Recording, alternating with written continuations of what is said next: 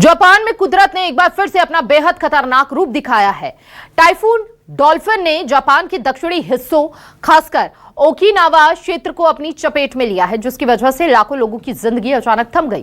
ताजा रिपोर्ट के मुताबिक इस तूफान के कारण कम से कम 6 लोग घायल हुए हैं और लगभग 90,000 से ज्यादा इमारतों की बिजली प्रभावित हुई है। बताया गया कि यह खतरा सिर्फ जापान तक सीमित नहीं है, बल्कि डॉल्फिन अब पूर्वी चीन की तरफ बढ़ गया है, जहां भारी बारिश और बाढ़ और भूस्खलन का खतरा भी बढ़ गया है।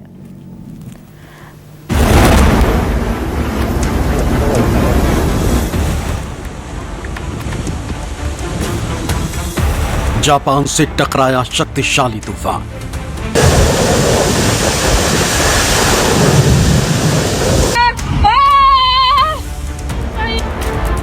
डॉल्फिन की गरज से दहल गया जापान।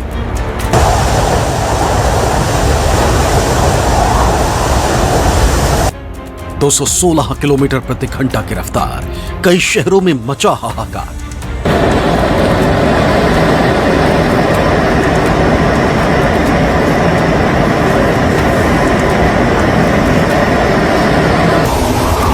तूफान डॉल्फिन ने जापान के दक्षिणी द्वीप ओकिनावा में दस्तक दी। तट से तूफान ऐसे टकराया कि देखने वालों के होश उड़ गए।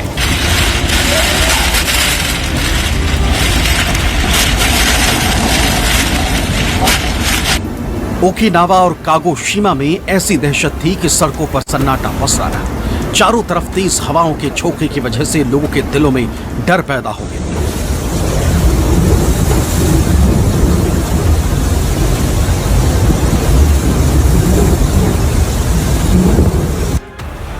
अब आपको तूफान की कुछ झलकियां दिखाते हैं। वहां से आई एक तस्वीर में दिखा कि तेज हवाओं की वजह से जो जहां है वहीं रुक रहा है।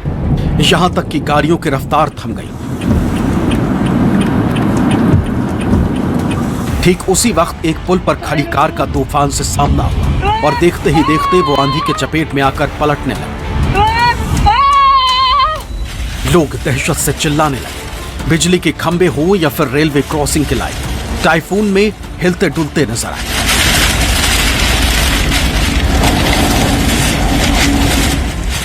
दिन में ही अंधेरा छा गया। ऐसा लगा जैसे कयामत ने दस्तक दे दी।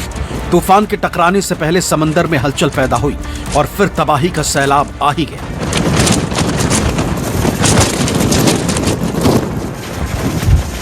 डॉल्फिन तूफान और भारी बारिश के बाद कई मकानों में पानी भर गया। पार्किंग वाली जगह भी पानी में डूब गई, जिससे वहां खड़ी गाड़ियां फंस गईं।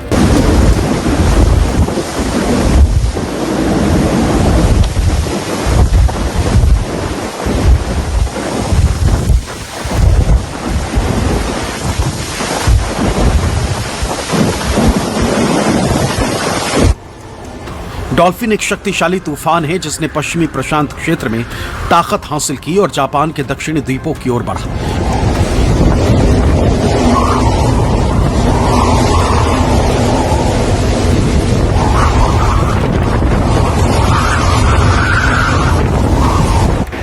तूफान के दौरान झोंकों की रफ्तार करीब 216 किलोमीटर प्रति घंटे तक पहुंच गई।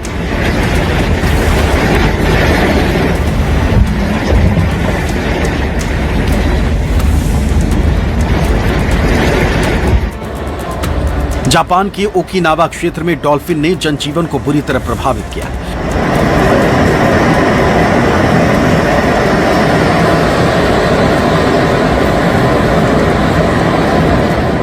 तेज हवाओं और बारिश के कारण कई जगह बिजली व्यवस्था चरमरा गई।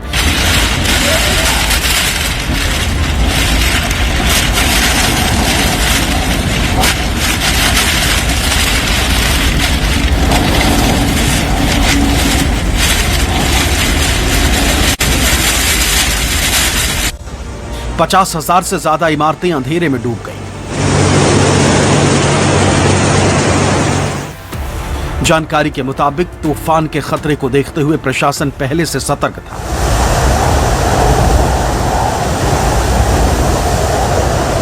इसलिए डॉल्फिन तूफान आने से पहले ही 2.6 लाख लोगों को सुरक्षित जगहों पर जाने के आदेश दिए गए।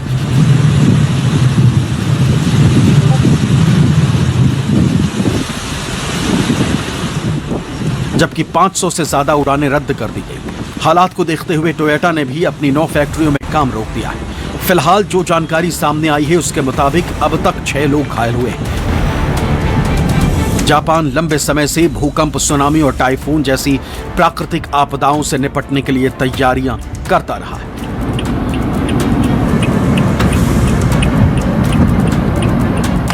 डॉल्फिन के आने से पहले भी प्रशासन ने लोगों को सुरक्षित स्थानों पर जाने के निर्देश दिए। खासकर ओकिनावा और कागोशिमा में बड़ी संख्या में लोगों ने वक्त से पहले ही अपने घरों को छोड़ दिया, जिससे प्रशासन को काफी मदद मिली और नुकसान बहुत कम हुआ। Bureau report, news 24।